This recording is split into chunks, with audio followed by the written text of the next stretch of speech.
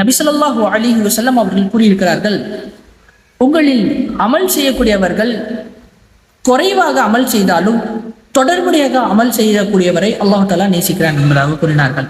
அப்போது என்ன அமல்கள் அல்லாஹுக்கு பிடிக்கும் என்று பார்த்தால், முதலாவதாக கைண்ட்னஸ், அதாவது மற்றவர்களுக்கு இரக்கம் காட்ட வேண்டும். எல்லா சூழ்நிலையிலும் தப்பு செய்தாலும் என்று நான் கூற வரவில்லை.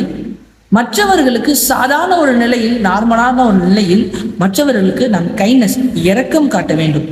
இரண்டாவதாக நம்முடைய நோக்கங்கள் மிகவும் சுத்தமாக இருக்க வேண்டும். தப்பான நோக்கத்திற்கு நாம் இருக்கக்கூடாது.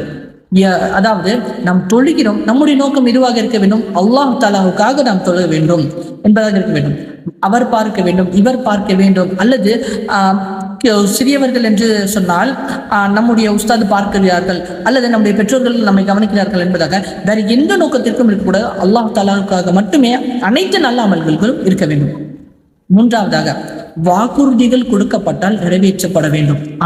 ஒரு முஸ்லிம் ஒரு வாக்குறுதியை கொடுத்து விட்டான் என்பதாக சொன்னால் அவனுடைய உயிர் போவதற்கு முன்னதாக இருந்தாலும் சரி, அந்த வாக்குறுதியை அவன் கண்டிப்பாக செயல்படுத்த வேண்டும். நான்காவதாக மற்றவர்களிடத்தில் மிகவும் தாழ்மையாக நடந்து கொள்ள வேண்டும். நாம் எவ்வளவு உயரத்திற்கு நாம் சென்றாலும் மற்றவர்களிடத்தில் மிகவும் தாழ்மையாக நடந்து கொள்ள வேண்டும். பெரியவர்களுக்கு கண்ணியம் தர வேண்டும், சிறியவர்களுக்கு மிகவும் பாசத்துடனும் நடந்து கொள்ள வேண்டும். எனவே இந்த 4 விஷயங்கள் இருந்தால் இன்ஷா அல்லாஹ் அல்லாஹுக்கு இந்த 4 அமல்கள் பிடிக்கும். அந்த செய்யக்கூடியவரையும் பிடிக்கும். இன்ஷா அல்லாஹ் அந்த செய்யக்கூடியவருடைய பட்டியலில் அல்லாஹ் உங்களையும் என்னையும் ஆக்கி அருள் புரிவானாக.